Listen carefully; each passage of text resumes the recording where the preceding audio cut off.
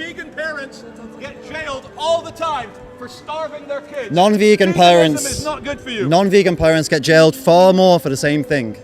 Far more for the same I thing. like your Nordic runes. That's pretty Thanks, cool. man. Let's talk about it. We're about to do a debate with a man who isn't Joey Tribbiani. What's his name? Joey Armstrong. Yeah. Joey Armstrong is much Tribbiani. bigger, much healthier looking. Look at this. Isn't that the guy being. from Friends? Huh? Tribbiani's Right, from it's the guy from Friends. Friends. Okay, vegan, bring your grey skull and your sunken cheeks and your weak, anemic complexion, and let's have a chat. Sorry about the wind noise, by the way. It's going to be. I tell you what, yeah. You bring that little pot belly to the chat as well, then, yeah. Well, You know what? The man is honest, and I have been eating very well. It's called the biscuit belly. Let's see the biceps. How are we doing? Not too well. Yeah, how much going on? Medium. That's okay. Yeah, it's okay, cool. Just want to establish a few things let's before we do kick off, a penis measuring right, contest. Let's just come on. I right, want to now, see hold what up. a vegan penis looks like. I'm not vegan gay. All right, listen. You were shouting. What was it? Vegan parents. Google. Yeah, Google the words "vegan parents jailed." Right. And there's thousands of stories. Yeah. Because vegan parents will, because of their ideology, starve their children. And there is nothing worse on earth than the thought of a newborn baby starving to death. Absolutely agree. You know what you can also do? Make that same Google search, take away the word vegan, and you'll get about 1 million more results.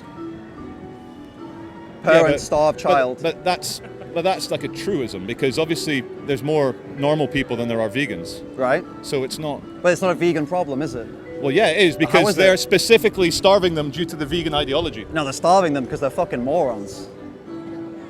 They're fucking morons. We agree on something. Right, you see? Go on, right. Because the non-vegan parents are starving their kids.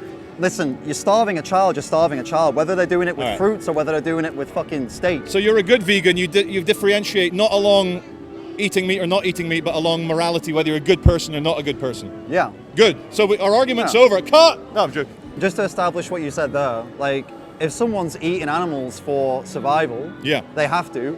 How is it fair that I call them immoral and say they're a scumbag or whatever, or an animal abuser? That's not right. But if someone's in the city centre of Manchester and they're choosing to go and pay for animals to be stabbed in the throat because they like the taste of a burger and that's it. Yeah. I mean, that's where I can draw a problem. I can say that's an issue. No, but animals aren't able to suffer in the way that humans can, with existential pain. So when you kill an animal, up until the moment of its death, it's only thinking first order thoughts like food. Oh, interesting. Oh, maybe I should have sex with a female chicken. That's interesting. How long have you spent in a slaughterhouse to find that out? Longer than more people, actually. A friend of mine in Brazil, his family in Rio Grande do Sul owned a sheep farm which had an attached slaughterhouse. Sure. I watched the slaughter of many animals. Yeah. And it was gruesome, yeah, as all dismemberment is. Yeah. But it wasn't done inhumanely. You know what humane means, right? Something to do with humans? With compassion and benevolence. There you go. Yeah, it was done with compassion, with benevolence. So how'd they do it? They hung them upside down and slit their throats and then held onto their snouts so that all the blood and guts came out. That's compassionate and benevolent. Yeah, the sheep deserved it. Why were they doing it? I'm joking. Okay, let me rewind slightly. That's No, all right. It was compassionate and benevolent. They were stunned. They weren't conscious. And sheep, especially with electricity or a bolt gun to the head. So they were electrocuted in the face or bolt gunned in the head, then they had their throat slit, and you're saying that's compassionate and benevolent? Yes, because it's the most compassionate and benevolent way to get meat out of them without torturing them.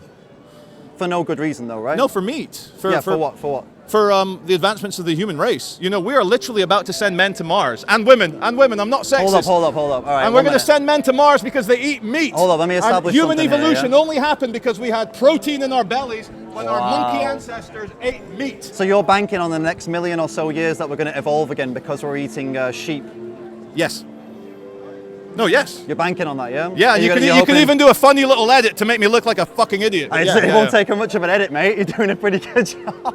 We were doing that. That's not nice. That's not nice. Come on. My mummy.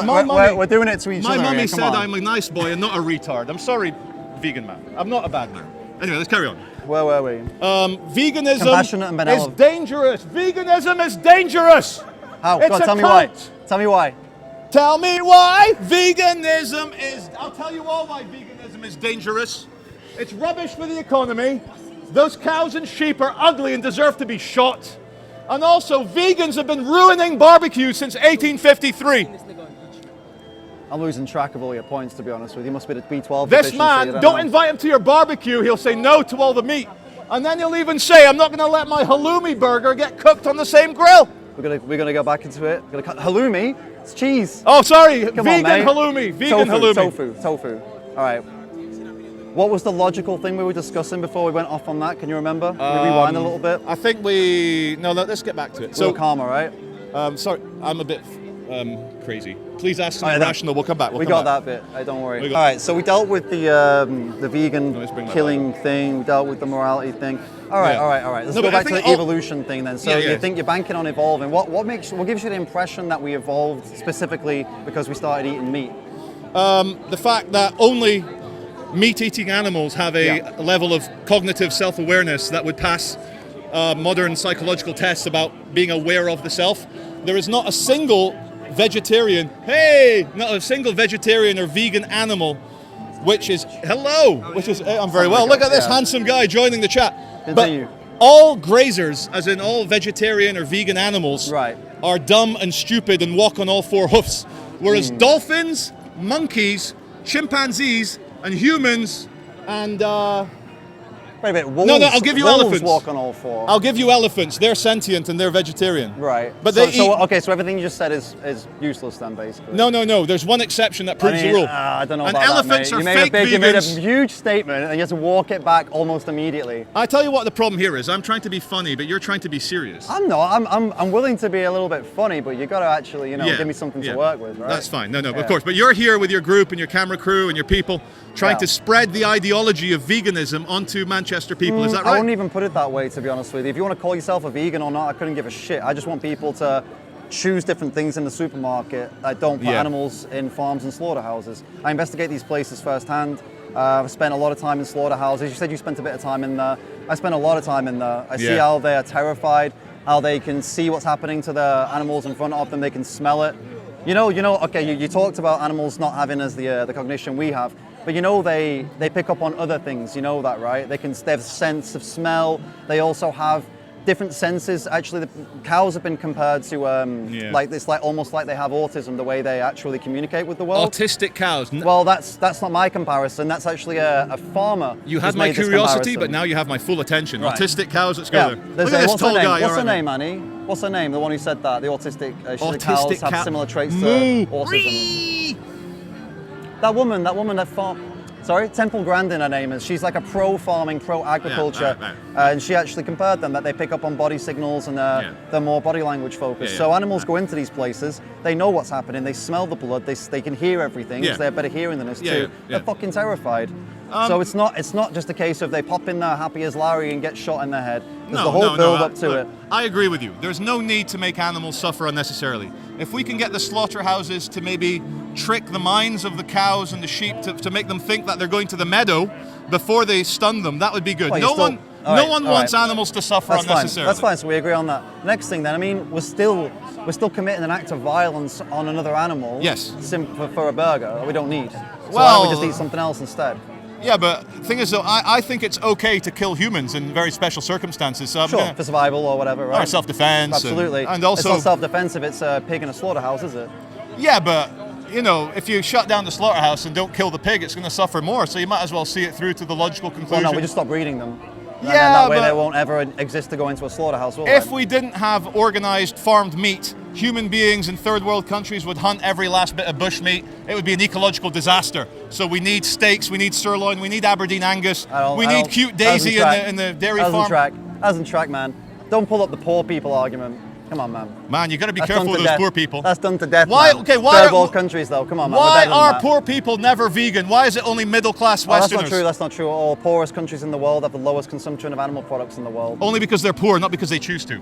Because they're the cheapest products, they can get nutrition from the cheapest products that they can. So why do poor people, when they get rich, all go to the steakhouse? Because they think, they see Americans doing it, and they think that's what you do if you're rich. Oh my God! You've just taken agency away from poor people, saying that they're nothing but automatic bloody puppets. Absolutely. They are making a choice. How can you insult the poor people like that? They're influenced. They're inspired by American culture and British culture. No. Let's say how it is. They are equally mature, grown adults as you and me, making a choice for themselves without being brainwashed by rich. Inspired. I want to thank you for your time. Can we do a handshake on video? Is that okay? Sure, why not? What is your name? David. Charlie. Yeah, what's your full name? Can I find David Rams. You'll find me on YouTube.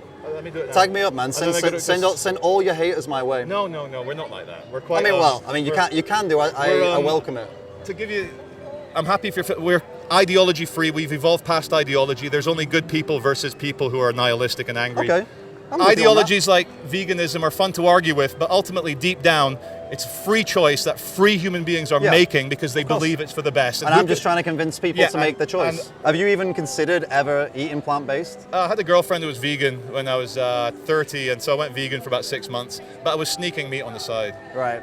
Yeah. So what is it? You just don't. What is it? Why? Why are we sneaking the meat in?